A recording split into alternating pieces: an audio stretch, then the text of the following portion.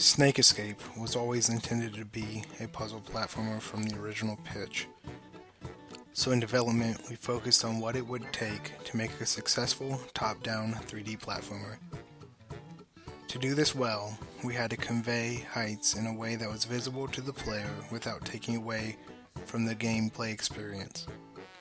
Some ways we did this were to implement elevators and climbable walls.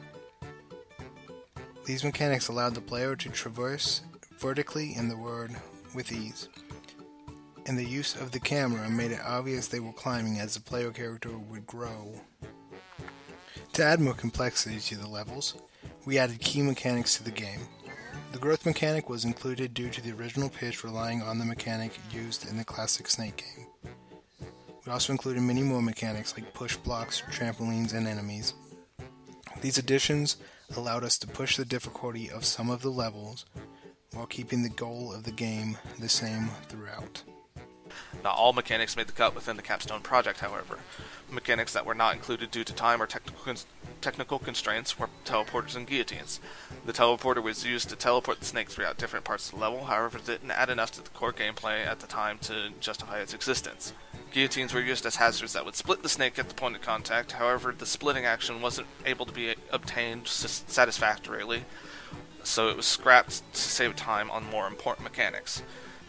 Throughout the Capstone project, we had to learn how to let go of a flawed mechanic or level, even if we liked it.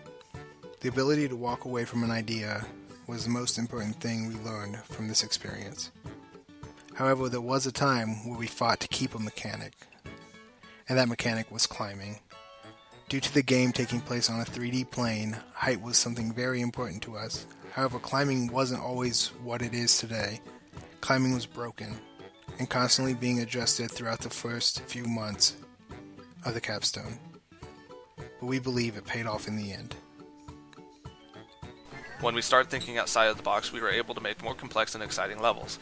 We also started straying from the standard size box for different shapes and sizes that allowed for more complex puzzles, making players use boxes as platforms and make puzzles where certain sizes had to be pushed through certain specific locations. From the very beginning, we planned for Snake Escape to be a 2-player game. It was our very first feature list, but it didn't carry a very high priority. At first, it was designed to be similar to our single-player levels. However, after many hours of rigorous playtesting, we discovered that the idea was indeed entertaining, but not entertaining enough. After a lot of brainstorming, we came up with a new idea for our multiplayer gameplay.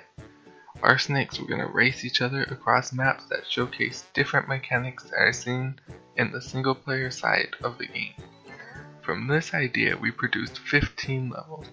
These levels are unique and challenging enough on their own, but the level itself isn't the most challenging part.